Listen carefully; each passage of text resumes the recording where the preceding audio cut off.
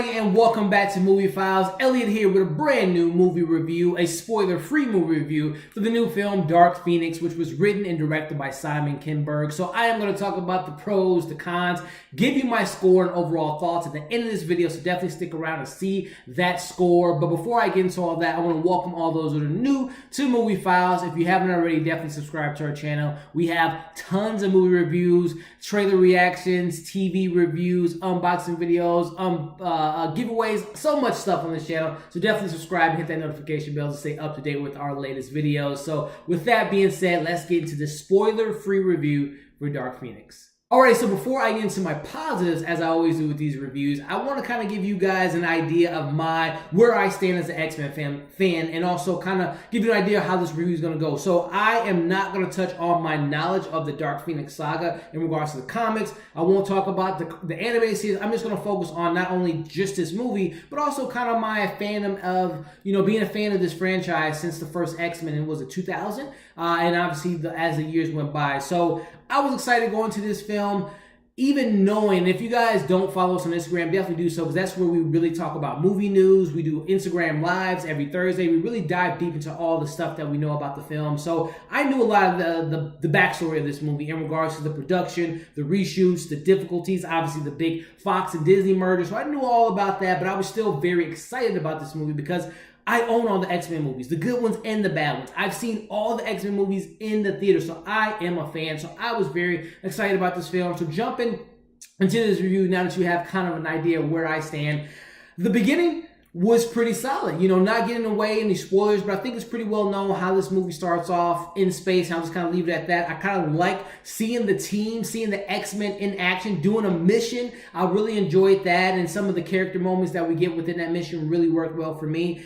And not jumping too far ahead, because I'll dive into the details a little bit later, but I enjoyed the end, and not giving away the ending, obviously, but how it's handled and the action sequences within the ending really worked for me. So again, kind of recapping, that first act and third act really worked well for me. Those were two of the strongest acts of the film for me, and that's where I was really kind of engaged in the story. Kind of jumping to the actual details of the movie. The performances, for the most part, were pretty solid across the board. Even if I didn't like the dialogue or like kind of the character motivations behind what the characters were doing, I enjoyed the performances for the most part. I mean, again, you have Michael Fassbender, Jessica Chastain, Jennifer Lawrence, Nicholas Hoult, Michael Fassbender, one of my favorite actors in Hollywood. I mean, the cast is just stellar, and that's one of the beautiful things about the X-Men franchise and just superhero movies in general. The cast, the people that choose to play these iconic characters are normally on par. But as far as this movie goes, I really enjoyed the performances. Again, I didn't necessarily like all the dialogue and the motivations, but I thought that the actors in this movie did the best they could with the material they were given. In particular, some standouts always in this iteration of the X-Men, not the Patrick Stewart and Hugh Jackman, but the Michael Fassbender,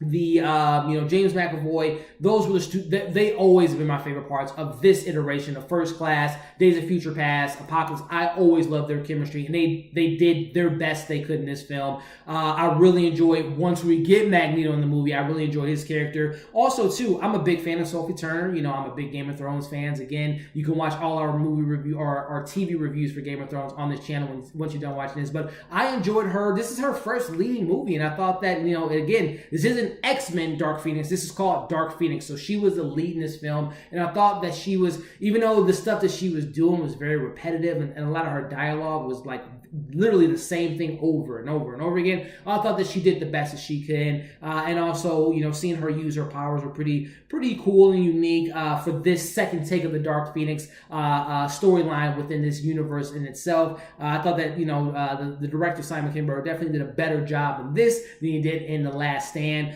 Some other characters that stood out for me and that I really enjoyed was Tye Sheridan as Cyclops. I thought that he was given a lot more than he was in the previous film, and I enjoyed his performance in general. So those were definitely kind of my standouts. James McAvoy, Michael Fassbender, standout characters, really great characters. But I also enjoyed what we got with Sophie Turner as Jean Grey, aka Dark Phoenix, and also Tye Sheridan as Cyclops. Jumping into a little bit before I get into the negatives, the direction. Again, this is Simon Kinberg's first directorial debut, and I thought for the most part, for this being a big tentpole blockbuster film, he did some good things. He had some things that he could have did better, which I'll talk about a little bit later. But I thought for the most part, he crafted pretty good film for being his first time out. I got to bring up the score because one of my favorite composers did the score for this film. That's Hans Zimmer. I thought that when the score was given, when we had the action moments and the more emotional moments, I thought his score really stood out. And I really also enjoyed the callbacks that we got from one of my favorite X-Men movies, which is First Class. I really appreciate that. So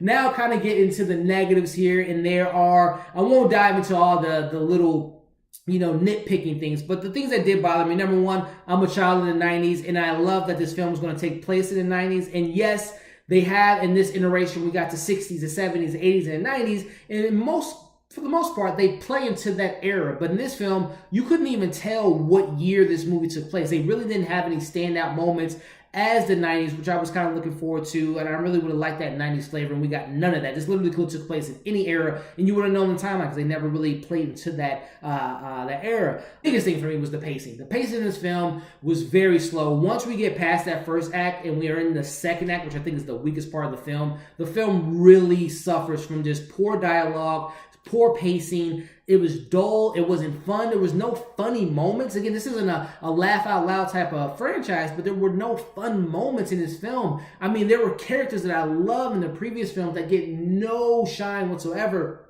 Speaking of the jokes and the pacing, Quicksilver, he's barely in this film. I love Storm. I really wish that we get, once Disney takes her over, I hope we really get a Storm solo movie and just have her character give more justice to her character, especially from Alexandra Shipp, who I really like as a young actress. But we really get some of those characters I really love. We barely get them. I brought up that Michael Fassbender does a great job. He was a standout. And I don't want to give away too much, but he's barely, I don't want to say barely in the movie, but we really don't get him until literally the second act of the film, which is really disappointing. Character motivations, without really diving deep into this spoiler territory. Professor X, the way they kind of played his character, Mystique, I really just haven't liked how they handled Mystique. Not the performance per se by Jennifer Lawrence, even though I thought her performance was kind of lackluster within this franchise as far as her kind of phoning in here and there. But I really didn't like what they were playing with their angle there. And Beast, like some of the stuff he does is just kind of not the character that I know in regards to this franchise. Again, not the comic books, but within this franchise. And I have to jump into the villain of this film. Jessica Chastain is a A++ actress, and I don't even know why she was in this film. They could have literally put someone else in this role. The motivations behind the villain, the lack of understanding of the villain, and also just what the design of, I just didn't like Jessica Chastain's, not the performance per se, but just the character was very underutilized. The fights were fine, but there is a scene that takes place in halfway through the film. I thought the CGI really didn't work well. Again, this is the finale. I believe once this film was announced, I believe it was supposed to be a part 1 and a part 2, and you can definitely tell that there was probably more to definitely dive into. But this film runtime, being at 1 hour and 54 minutes, and this is the last time I'm going to see a Fox X-Men film, I thought that there should have definitely been more to give us in this film, and it could have been more, again, with Quicksilver, Magneto in the film, more character development. So I thought that runtime really kind of hurt the film and not really diving deeper into the story of being a Dark Phoenix story. And also, it boils down to just a really poor script at the end of the day. I thought Simon Kinberg, who's written most of these films, really did this storyline, this service with the lack of character development, and the dialogue at times was really kind of lackluster. I think of this one scene with Cyclops, and when he drops this F-bomb just out of nowhere, it was just kind of just misplaced. And again, this film really suffers from the pacing. So wrapping this up before I just keep going on and on. At the end of the day, and I did a post on this on Instagram as far as, Rotten Tomato scores influencing your decision to go see a film.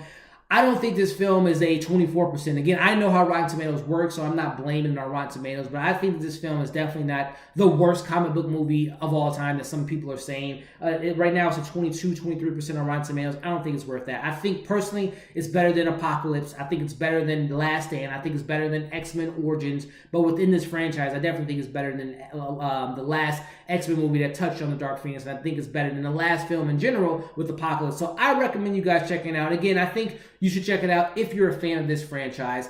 I think they could have did a lot more with this movie. Unfortunately, again, that pacing really slows it down. But I think the first act and third act are pretty solid. The performances are pretty good for the most part. But I think at the end of the day, knowing that this was the last film that we're going to get on the Fox Marvel X-Men film that it definitely kind of disappointed me in regards to this is the last time we're going to see these characters for Fox, and I wish they would have had a better send out. But all in all, overall thoughts, I'm going to give this film a 2.8 out of 5. It's not great.